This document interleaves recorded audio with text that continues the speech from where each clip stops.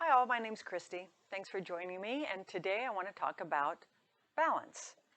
Balance is the small changes, big shifts card of the week. So you could work on your balance for 1 week, ideally even longer. One of the things that I hear especially my older clients are concerned about is balance and losing their balance. So some will actually already be noticing a difference. Some are just concerned about falling, which that's a concern. You don't want to ever break something. So there are a lot of things that go into balance. Mainly we think about, okay, can I just stand on one leg? And it is true that that is helpful, but probably not the best strategy if you're trying to prevent a fall. Or if you just want to maintain coordination so that you can live by yourself, and not have to depend on others. So, or even if you're, quite honestly, even if you're just trying to improve sports performance, balance is required for sports as well. So think of our feet as our foundation, and the feet have proprioceptors on them that tell us where our body is in space. So if you're balancing, or if you're practicing any kind of balance exercise, and whether that is just standing on one leg or doing a one-legged hip hinge or a one-legged squat, or multiple directional lunging, or even walking. Walking requires us to stand on one leg. Doing those movements, ideally with a shoe that allows us to feel the ground underneath us. It tells us where our body is. It also tells us information about the ground. Is it slanted? Is there a rock there? Am I stepping on something? So having that information is important. So I will wear a minimalist shoe. It's a shoe that has no support.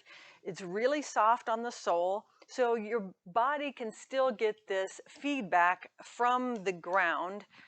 It's called ground reaction force, and it tells our body what's going on. And it helps us move in a way that is beneficial. Most of the time, if a person can't perform a particular movement pattern and they're wearing these tennis shoes that have a thick sole on them, if you ask them to take their shoes off, the movement pattern will improve dramatically. So if you're practicing any kind of balancing exercise, do it with your shoes off, and think about how your weight is centered or distributed across your foot.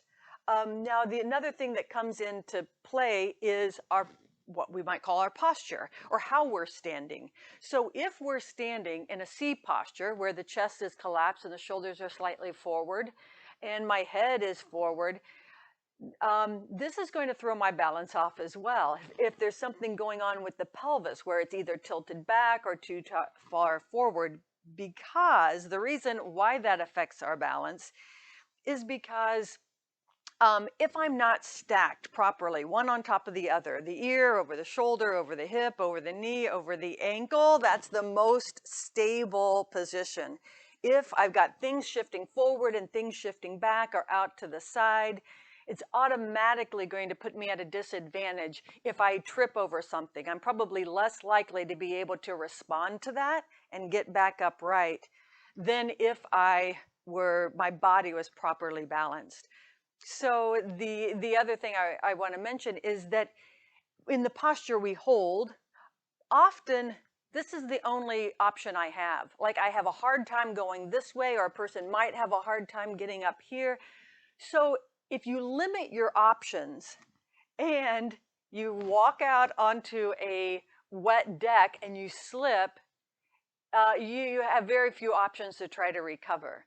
If I can get up here, I can get over here, I can get way down here, if I have lots more options, I'm more likely to be able to right myself than I am if I'm stuck in one spot and I'm unable to move in all these different directions. Now, the unfortunate part, or maybe unfortunate, I think it's actually fortunate, is I have to practice those movements to be able to recall them when I need them. And when you need them, you don't have warning. It's not like, okay, get ready, you're going to fall or you're going to trip. It's immediately, and your body has to respond immediately.